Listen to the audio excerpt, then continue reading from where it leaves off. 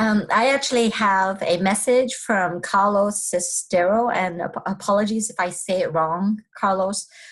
He's the president for the Puerto Rico Academy of Family Physicians. And I asked him specifically, what does he want to say? And he said, I think it is important that we as family medicine are doing what we are known for helping communities in need. We are grateful for all the help we have received from other chapters, other specialties, and organizations during this crisis. There's still lots of work to be done, and we need to continue receiving support from the mainland.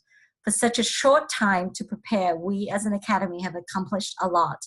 We have made collaborative alliances with other residencies, not just family medicine, but also internal medicine, PMMR, pediatrics, and local government. Dr. Luis Perez visited 1 to 2 elderly centers and took boxes and water to them. Dr. Helene Torres also visited a children's foster home and took provisions to them as well. And the president actually went to the Hospital del Niño, a children's hospital, which is a foster home, and took, supplies like diapers and wipes that they had specifically asked for. We have lists from other hospitals, medical centers that will be packed and ready to go tomorrow. And Helene Torres, I have to say, she is a superstar. She was one of the ones that went to the airport after midnight to collect a lot of the supplies too. Helene is working hard in order to get everything sorted out and either be picked up at the point of delivery or to be delivered to where help is needed. It hasn't been easy. We have our ups and downs, but we will continue working for Puerto Rico. Thank you so much. And I wanted to show you some pictures. This is one that I just got. I don't know if you can see, but there's Dr. Torres with some of the supplies. Here's another one, and this is actually one of our pediatric graduates who is having an experience in community medicine, especially with those who are less fortunate. He was put in charge of a mobile clinic, and our team has been working with him as well. I have this amazing picture of many of our friends that you will recognize, Sonia and Louise. Can you see? I don't know if you can see, but if you can see, this is in the dark. They have flashlights on their heads because they're looking at medical supplies and trying to inventory everything and sort things to be brought around the island. So thank you so much for your hard work. And we're thinking of you, and we are here, and we're going to get you those generators. And Kim, I think one thing to point out for some of our listeners who may not be aware, when I first heard this piece about generators, I was like, okay, that's kind of weird. Shouldn't we just get them supplies? But many of these areas are expected to be without power for 5 or 6 months, if I'm not understanding. And that's really the goal behind the generators is sort of a short-term as well as an intermediate-term solution to really help these doctors do what they do and care for their communities. Is that correct? That's correct. I mean, if you think about it, 6 months of not being able to see patients, where are they going to go?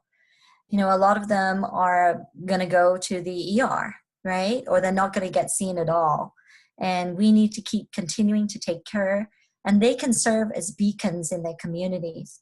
They can be the point people. They can really check up and make sure that people are checking in, making sure that those shelters in that area are really okay, that they have the supplies that they need. If we can make sure that at least 50 areas in around are good to go, and we can have people check in, that would be a huge help. It's definitely not where it needs to be. We need our government to really kick in and do more. But for now, this is what we can do. And I'm proud of the American Academy of Family Physicians and the chapters of the Academy. I want to give a shout out to the chapters that can I do that right now? I'm going to ask permission, Mike. Oh, please. This is okay. This is like, oh my gosh, let me give a shout out. I am so, the first person that I really want to thank is Missy Lewis from the Indiana Academy of Family Physicians. You rock. Thank you so much for reaching out and for allowing us to donate to the foundation and to have 100% of the proceeds go to generators for our physicians in Puerto Rico. They are kindly also picking up the 3% transaction charges, which, they don't need to do. And I just want to say thank you so much, Missy and the Indiana Academy for doing that. I want to say shout outs to these are the chapters so far that we have. I would love to see everybody else join us. But the Texas Academy of Family Physicians, the North Carolina Academy of Family Physicians, the California Academy, the Florida, yay! I can see Alex and I doing it. Yay! Thank you so much. The Florida Academy of Family Physicians, thank you so much. We have the New Mexico Academy of Family Physicians. I know that the Kansas Academy is meeting this weekend, and I really hope that they'll join too. And DeMoore, Brown, Hicks, and Kessler, thank you so much. We have some big donations from Dr. William Tortonello, Jack Chow, Xiomara Santos, Pamela Chung, Amanjit Kaleka. I am so sorry, I can't say your name properly. Bernard, Richard, Dr. Cullen, Alden, Bender, Stewart, a lot of our board members, a lot of our friends from around our FM revolution. Thank you so much, because so far we have raised, you want to know how much we've raised so far? Enough for 19 generators. And so that's amazing. We have over 19,820. I would love to see over 20,000. Actually, I know this sounds like a telethon. I just hit refresh right now. Oh my gosh. Tell me now. We're over 20,000 for 20 generators. Awesome. Breaking news. We got 20. That's amazing. And we have 2 that are going to be going. I'm trying to get 3 on a plane. Billy, my man at the airport in Houston, Hobby Airport. Thank you so much, Billy, because he's going to get us 2 of our generators on a plane on Monday to San Juan. And thank you to Gringos and Chimichangas restaurant for giving us the plane to get these generators over there and all the supplies. Thank you so much. We want to say thank you so much also to Dow Chemical. I think it's Dow Chemical or Dow Core. I think they're the same thing. But anyway, Dow, you rock. Thank you so much for helping us with supplies.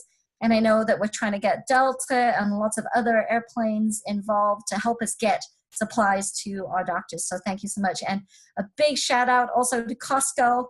We love you, Costco, and we're hoping that we can get your generators. So there you go. 20. Let's make it 50. That's right, kids. Make it 50. We're going all night here. I'm not going to bed. I need to get permission. Keep calling right now. No, I'm just kidding. But no, that's incredible. I mean, Alex, just the response of our community. Like speak to that for a little bit. Oh, I think this shows the heart of what family medicine is, that we care for each other, we support one another through good times and bad times. And it's just, it's inspiring. I have no other word for it. It's just inspiring. I don't know what else to say. That's all I got. And we have 10 people watching us right now. Yay! Live. We love you. Thank you so much for watching. I can't believe this. This is just. I'm like watching us. It's so surreal. I'm like, whoa! This is awesome. You guys are amazing. Thank you so much. It's like a Facebook Live inception of like a Facebook Live within a Facebook Live within a Facebook Live. That's right. Yeah, there's so gonna be some kind of cool. slow motion coming through the screen. Exactly. It's like go sideways and sorry.